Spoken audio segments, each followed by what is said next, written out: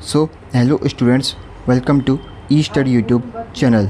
Students, आज के इस वीडियो में हम मैकेनिकल इंजीनियरिंग के थर्ड सेमेस्टर के सब्जेक्ट्स की बात करने वाले हैं।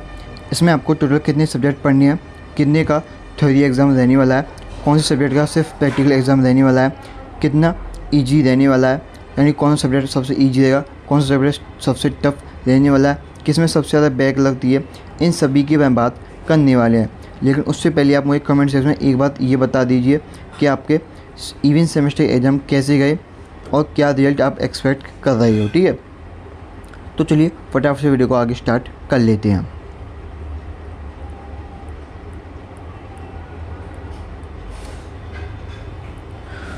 तो स्टूडेंट्स, आपको इस बार टोटल 6 सब्जेक्ट पढ़ने हैं।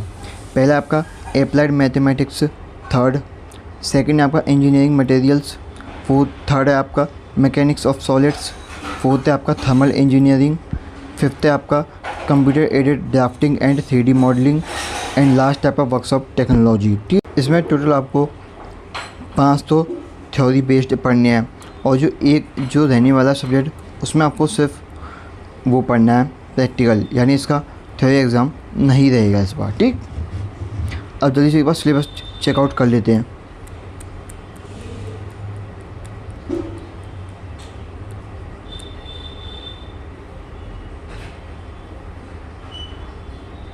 ये हमारा सिलेबस थर्ड सेमेस्टर का। ठीक, तो यहाँ पर आप देख सकते हैं अप्लाइड मैथमेटिक्स थर्ड का 50 मार्क्स का पेपर रहने वाला है, सेम इंजीनियरिंग मटेरियल्स का रहने वाला है, सेम मैकेनिक्स ऑफ सॉलिड्स का रहने वाला है, सेम थर्मल इंजीनियरिंग का रहने वाला है, लेकिन कंप्यूटर एडेड ड्राइंग का नहीं रहने वाला है, क्योंकि इसमें सिर्फ आपका प्रैक्टिकल रहेगा कॉलेज की तरफ से एंड एक्सटर्नल की तरफ से जो बाहर रहेगा। तो टोटल आपको 70 मार्क्स का रहता है ये। ठीक है, एंड लास्ट आपको वर्कशॉप टेक्नोलॉजी में भी 50 मार्क्स का थ्योरी पेपर रहने वाला है। ठीक, सभी में आपको 2.5 घंटे का वो मिलता है, यानी पेपर करने के लिए टाइम। ठीक, 20 मार्क्स आपको कॉलेज की तरफ से मिलेंगे, इसमें 30 मार्क्स कॉलेज की तरफ से मिलेंगे, 30 मार्क्स कॉलेज की तरफ से मिलेंगे, 30 मार्क्स कॉलेज की तरफ से मिलेंगे, 20 मार्क्स प्रैक्टिकल कॉलेज की तरफ से मिलेंगे, एंड 30 मार्क्स वर्कशॉप में कॉलेज की तरफ से मिलते हैं। अब बाहर से जो आते हैं उनकी बात कर लेते हैं। उसमें आपको जो बाहर से एक्सटर्नल प्रैक्टिकल लेने आएंगे वहाँ पे आपको टोटल 20 मार्क्स तो बाहर वाले दे के आते हैं प्रैक्टिकल में। ठीक है, अप्लाइड मैथमेटिक्स का प्रैक्टिकल नहीं होता, जैसे कि आप फर्स्ट एंड सेकंड में दे के आए हो। As same year engineering materials में आपको 20 मार्क्स का प्रैक्टिकल देना पड़ेगा जो बाहर से आएंगे। ऐसे ही आपको मैकेनिक्स ऑफ सॉलिड्स में देना पड़ेगा, सेम थर्मल इंजीनियरिंग देना पड़ेगा। Computer aided drafting and 3D modelling में 50 मार्क्स का प्रैक्टिकल होता है, तो जान से इसकी तैयारी करिएगा, क्योंकि इसमें 70 मार्क्स का सवाल है स्टूडेंट्स। ठीक, कॉलेज में तो परफॉर्मेंस अच्छी दिखाएगा, साथ ही एक्सटर्नल में भी अच्छी परफॉर्मेंस जरूर से दिखाइएगा। एंड यहाँ पर 20 मार्क्स का प्रैक्टिकल रहने वाला है जो बाहर से आएंगे। एंड आपको मालूम है SCA के टोटल 30 मार्क्स मिलते ही हैं। ठीक, अभी यहाँ बात करते हैं कौन सा सबसे टफ रहता है एग्ज़ाम, जिसमें सबसे ज़्यादा बैक लगती है। तो फर्स्ट नंबर पर जो लिखा हुआ है एकदम बिल्कुल करेक्ट लिखा हुआ है, अप्लाइड मैथमेटिक्स सेकंड।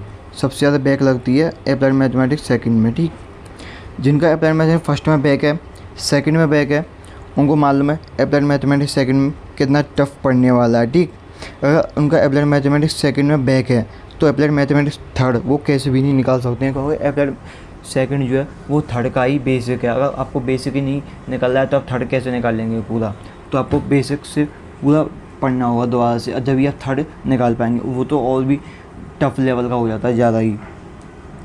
फिर आपका जो है वो थर्मल इंजीनियरिंग पढ़ता है, थर्मल इंजीनियरिंग और मैकेनिक्स ऑफ सॉलिड्स, ये सबसे टफ पढ़ते हैं। जो पहले 4 हैं वो आप सबसे टफ मान लीजिए, बाकी के 2 तो ऐसे ही, वो तो आप ऐसे ही निकाल लेंगे जानबूझ के, मतलब ऐसे ही थोड़ा थोड़ा पढ़ेंगे तब भी निकल जाएगा। लेकिन ये इनमें तो सबसे ज़्यादा मेहनत करनी पड़ेगी। 4 सब्जेक्ट जो है इसमें सबसे ज़्यादा मेहनत करनी पड़ती है, इनमें सबसे ज़्यादा बैक लगती है।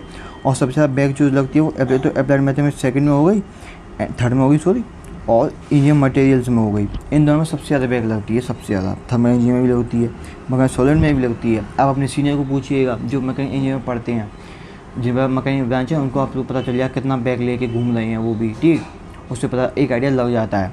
ठीक, तो आप अपनी पढ़ाई से अभी से स्टार्ट कर दीजिए, क्योंकि जुलाई, अगस्त, सितंबर, अक्टूबर, नवंबर, दिसंबर में आपकी एग्ज़ाम है, ये कन्फर्म्ड है। मुझे नहीं लगता इस बार कि जनवरी में जाएगा एग्ज़ाम, तो अपनी पढ़ाई अभी से स्टार्ट कर दीजिए। ठीक, सो आज की इस वीडियो में इतना ही। आपको डेफिनेटली अपना सिलेबस समझ में आया होगा। तो एक लाइक जरूर से बनता है, अगर चैनल पर नहीं हो तो सब्सक्राइब भी जरूर से बनता है।